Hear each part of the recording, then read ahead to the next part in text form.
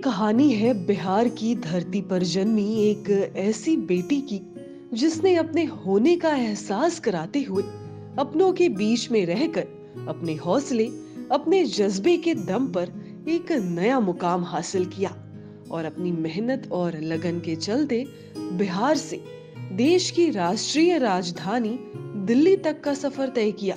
लेकिन बिहार की इस बेटी का ये सफर कई वर्षों में पूरा हुआ है और यही इनके संघर्ष की कहानी भी है। हर चुनौती से पार पाकर ये बेटी आज अपनी काबिलियत के दम पर सितारे की तरह चमक रही है। नाम है मीनाक्षी अनुपम। नमस्कार, रेड हॉट मीडिया हाउस आप तक लाया है आगाज एक नई सोच। मीनाक्षी जी, सादर स्वागत आपका स्टूडियो में। और सबसे पहले हम बात करेंगे कि हम जब नारी शक्ति को हम आज यहाँ इस स्टूडियो से जब रिप्रेजेंट कर रहे हैं, आगाज के जरिए आप तक लेकर आए हैं, तो नारी शक्ति के बारे में मैं बता दूं कि मीनाक्षी जी और 4 बहनें हैं और चारों ही बहनों ने अपने आप को अपनी जगह पर एक मुकाम दिया है। बिहार की धरती से ये निकलकर आज दिल्ली जैसे शहर में अपना क्लिनिक चला रही हैं। लोगों को बहुत से चिकित्सकीय ज्ञान के जरिए लोगों को अपना ज्ञान बांट रही हैं, खान पान विशेषज्ञ हैं। तो मीनाक्षी जी, अपने बारे में थोड़ा सा कुछ बताएं। देखिए, इस प्रोफेशन में आए हुए मुझे लगभग 10 साल हो गए और इस प्रोफेशन में आने का यदि आप रीज़न पूछोगे तो रीज़न तो ऐसे बहुत सारे हैं, लेकिन सबसे मेन जो वजह है वो मैंने देखा कि हमारे आसपास जो है लोगों को लोग कुछ ना कुछ बीमारियों से ग्रसित है। आपको हर एक घर में डायबिटीज़ के हों, हाइपरटेंशन के हों, थायराइड के हों या फिर हार्मोनल इम्बैलेंस के हों पेशेंट मिल जाएंगे।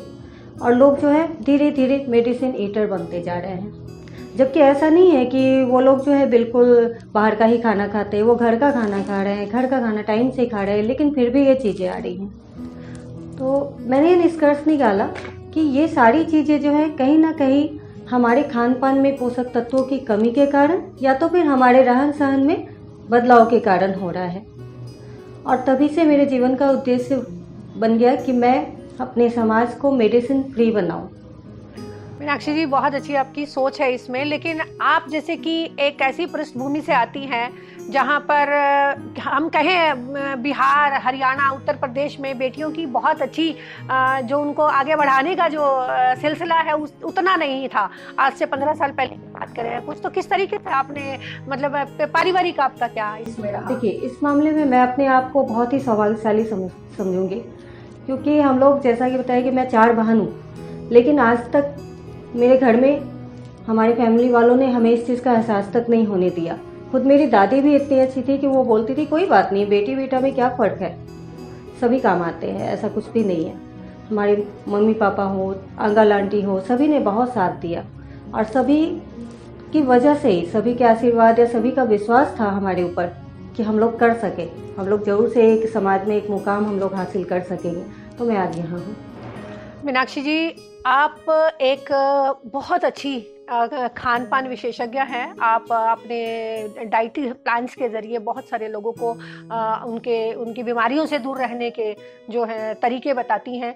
तो सबसे ज़रूरी जो भारतीय जीवन शैली को देखते हुए अगर आप कहें कि यहाँ के लोग जो हैं बहुत से मिर्च मसाले और इन सब चीज़ों में, मतलब खाना हिंदुस्तान की रग रग में बसा है कि अगर बात करें तो हम कह सकते हैं कि हिंदुस्तानी आदमी आधा खाने के लिए जीता है। तो कैसे आप उनको ये चीज़ें समझा पाती हैं कि आपकी हेल्थ के लिए क्या ज़रूरी है और क्या नहीं? किस तरीके से आपका डाइट प्लान काम करता है? जैसे देखिए, मेरा मानना है, खुद का भी मानना है कि all foods are fit in moderation and movement. तो हम लोग सभी कुछ खा सकते हैं, लेकिन हाँ, उसकी मात्रा सही होनी चाहिए। जैसे यदि हम पोषक तत्वों की बात करें तो हमारे खाने में कुछ मेन न्यूट्रिएंट्स जैसे कार्बोहाइड्रेट है, प्रोटीन है, फैट है, विटामिन मिनरल्स हैं या फाइबर है, इन सभी का सही मात्रा में होना बहुत ज़रूरी है। तो मैं बिल्कुल से किसी भी चीज़ों को मना नहीं करती हूँ और लोग मुझसे खुश भी इसलिए होते हैं क्योंकि उनका कहना है कि इनके डाइट प्लान के साथ हम लोगों को अपना फेवरेट फूड जो है वो बिल्कुल से छोड़ना नहीं पड़ता। बस यही है कि उसको कब, कितना और कैसे खाना है वो आपको मेरे अनुरूप ही करना होगा। तो आपके डाइट प्लान में जो हम कहें कि रसोई का जो हमारे आयुर्वेद का है, कितना रोल आप इसमें, क्योंकि आजकल सबसे ज़्यादा बात जो पिछले पैंडेमिक में हम सब लोगों ने देखा कि काढ़ा, आयुष काढ़ा और ये सब चीज़ें, क्योंकि आयुर्वेद की तरफ जब हम चलते हैं तो इस बार दादी नानी के नुस्खों ने और इन सब चीज़ों ने भी बहुत इफेक्ट किया खान पान के जो पूरे तौर तरीकों के। तो किस तरीके से आप रसोई की क्या महत्वपूर्ण भूमिका रही आपके प्लान? देखिए, मेरे डाइट प्लान में पूरा डाइट प्लान मेरा बनता है रसोई में जो इजीली अवेलेबल चीज़ें होती है बस उन्हीं से जी। और दादी नानी के नुस्खे भी ज़रूर काम आए, बिल्कुल काम आए। लेकिन हाँ, हमें एक चीज़ और भी याद रखने की ज़रूरत होती है कि हमारे दादी नानी की जीवन शैली और हमारी जीवन शैली में बहुत अंतर है। अब काढ़े की बात ही यदि हम करें तो लास्ट ईयर कोविड के टाइम में हर किसी ने काढ़े पिए, मसाला चाय पिया और इन सब में जो है बहुत सारे मसालों का यूज होता है। लेकिन हाँ, हमें उन मसालों का यूज जो है एक लिमिट मात्रा में करना चाहिए। जैसे मैं एक एग्जांपल देना चाहूँगी, काढ़े में जैसे मेनली होते हैं अदरक, टर्मरिक या ब्लैक पेपर। अब जैसे ब्लैक पेपर यदि आप ज़्यादा खा लोगे तो आपके गले में इरिटेशन हो सकता है। इस तरीके से यदि आपने टर्मरिक ही ज़्यादा ही सेवन कर लिया तो आपको इससे डिहाइड्रेशन की प्रॉब्लम हो सकती है। या अदरक ही ज़्यादा खा लिया तो आपको सीने में जलन या पेट में जलन हो सकती है। तो हमें इन चीज़ों का इस्तेमाल करना चाहिए, लेकिन लिमिट मात्रा में। इसके लिए आप एक डाइटिशियन की हेल्प भी ले सकते हैं। बिल्कुल, जैसे कि आपने बताया कि हमारे आयुर्वेदा में बहुत सी ऐसी चीजें हैं, लेकिन जब तक उनका सही ज्ञान और सही मात्रा नहीं पता तो वो सभी के लिए एक जैसा काम नहीं कर सकती। तो आपके डाइट प्लान्स में ये है कि आपको कौन सी चीज़ कितनी मात्रा में किस प्रकार से लेनी है, आप ये चीज़ें शामिल करती हैं। तो ये तो थी हमारी आपके डाइटिशियन प्लान और डॉक्टर से संबंधित चीज़ें। लेकिन एक महिला के नाते आपके संघर्ष की जो ये जर्नी रही, जो आपने अब यहाँ तक की यात्रा अपनी की है, तो महिलाओं के लिए क्या मतलब आप, क्योंकि उनको बड़ी सारी समस्याएं होती हैं बाहर करने के लिए, माना जाए तो वो जननी है, वो निर्माण करने की शक्ति उसके अंदर है। एक औरत घर को घर बनाती है और पूरी रसोई का ध्यान रखती है, और बहुत सी ऐसी चीज़ें कि जब आपके ऊपर एक मात्रा से ज़्यादा जिम्मेदारियाँ होती हैं तो वो एक औरत ही है जिसके ऊपर इतनी सारी जिम्मेदारियाँ होती हैं। देखिए, तभी हमें माँ दुर्गा का भी नाम दिया जाता है। मीन्स एक औरत ही है जो कि एक बार में ढेर सारी चीज़ों को संभाल सकती है। अब जैसे आपको मैं साइंटिफिकली बताऊँ तो एक मैन जो होते हैं वो एक बार में एक ही चीज़ों पर फोकस कर सकते हैं, एक ही चीज़ों को सोच सकते हैं। लेकिन जो विमेन होती हैं वो एक बार में दो चीज़ों को भी सोच सकती हैं। और हाँ, लेकिन एक और बात है कि हमें अपने अच्छाई के लिए खुद से सोचना होता है, या हमें अपने विकास के लिए खुद से सोचना होगा। जब तक कि आप अपने आप में नहीं ठान लोगे, कोई आपकी हेल्प नहीं कर सकता। और मल्टीटास्किंग तो होना ही पड़ता है हमें। और दूसरी बात है कि महिलाओं को मैंने देखा कि वो सबका तो कर देती है, परिवार में बच्चों का हो, हस्बैंड का हो, या माँ पापा का हो, भाई बहन का हो, लेकिन वो अपने ऊपर ध्यान नहीं रख पाती। तो मेरा यही कहना रहेगा कि हमें अपने ऊपर भी 24 घंटे में से कुछ घंटों को तो सिर्फ अपने लिए निकालना जरूरी होता है। और बिल्कुल ज़रूरी होता है, और महिला का खुद का विकास उसके पूरे घर के विकास को प्रभावित करता है। और अगर आप मानसिक रूप से, आप शारीरिक रूप से स्वस्थ हैं, आप समृद्ध हैं, तभी फिर आप अपने अपनों का और अपनों का भी ख्याल रख सकते हैं।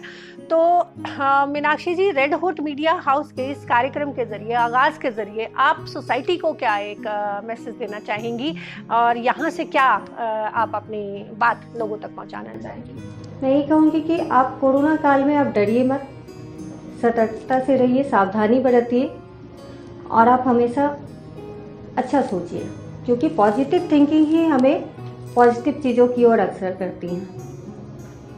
और सबसे बड़ी एक चीज़ कि अब जैसे दोबारा से कोविड का जो शुरू हो रहा है और उसमें लोगों को बहुत सही एहतियात बरतने के लिए कहा गया है, तो एक खान पान विशेषज्ञ के तौर पे उनके लिए आपकी क्या जो राय है वो आप देना चाहेंगे? देखिए, इस कोरोना काल में यदि हमें कोई चीज़ बचा सकती है तो वो है हमारी इम्यूनिटी। हमारी इम्यूनिटी जितनी स्ट्रांग होगी, हम रोगों से बचाव उतनी अच्छे से कर पाएंगे। एक तो फर्स्ट की इम्यूनिटी स्ट्रांग होगी तो आपको रोग होगा ही नहीं, और यदि रोग हो भी गया, कोई इन्फेक्शन हो भी गया, तो आप उससे फिर आसानी से उबर पाएंगे। अब इम्यूनिटी का मतलब ये नहीं होता है कि सिर्फ हमने इम्यूनिटी बूस्टिंग चीज़ों का ही सेवन कर लिया तो हो गया। इम्यूनिटी बूस्टिंग चीज़ों का सेवन करने के अलावा भी हमें और भी पहलुओं पर, जैसे हमारी जीवन शैली सही होनी चाहिए। एक बिल्कुल सही जीवन शैली के लिए हमें खास करके 5 चीज़ों पर बहुत ही फोकस करने की ज़रूरत होती है। तो उनमें से सबसे पहले तो है बैलेंस डाइट। आपकी डाइट सही होनी चाहिए। अब इसका मतलब ये नहीं कि आप फेवरेट चीज़ों को खाना छोड़ दें। अब सेकेंड होता है फिजिकल एक्टिविटी। आपको जो है एक्टिव भी रहने की ज़रूरत हो, तभी आपका मेटाबॉलिज्म इम्प्रूव होगा। अब थर्ड होता है वाटर इंटेक। जैसे खास करके ठंड के दिनों में लोगों ने बिल्कुल पानी पीना ही छोड़ दिया, बहुत कम पीते हैं, जबकि हमारे शरीर को कम से कम 7-8 गिलास पानी की ज़रूरत 100% होती ही होती है। पड़ती बिल्कुल। अब फोर्थ है कि स्लीप, रात की एक अच्छी नींद, ये भी हमारी इम्यूनिटी के लिए बहुत इम्पॉर्टेंट है, क्योंकि जब हम लोग रात में सोते हैं उसी समय हमारी बॉडी का नेचुरल डिटॉक्सिफिकेशन होता है। और सबसे फिफ्थ है स्ट्रेस लेवल या आपका इमोशनल हेल्थ, वो बहुत प्रभावित करता है हमारी इम्यूनिटी को। तो हमें चाहे कितना भी काम हो, कुछ भी हो, हमें स्ट्रेस लेवल को मैनेज करने के लिए कुछ पल अपने लिए ज़रूर से निकालना चाहिए। उन पलों में आप अपने हॉबीज़ को एंजॉय कर सकते हो।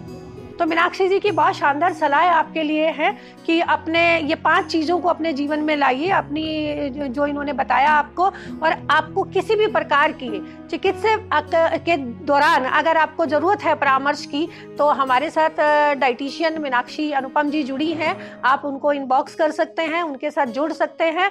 और समाज में सीधी सी एक बात मीनाक्षी जी का मानना है, अपनी बात रखिए, जो बात आप कहना चाहती हैं कि be active, eat well, sleep well and enjoy your life, क्योंकि जिंदगी ना मिलेगी दोबारा। और बिल्कुल सही बात है, जिंदगी दोबारा नहीं मिलेगी। हम इस जीवन को अगर ऐसे ही गवा देंगे, बीमारियों में, परेशानियों में और किसी भी स्थिति में अपने आप को रोते ढालते, तो जिंदगी जीने का कोई मजा नहीं है। जिंदगी जीनी है तो एंजॉय करके जिए, खुश होकर जिए, स्वस्थ रहिए, स्वस्थ रखिए।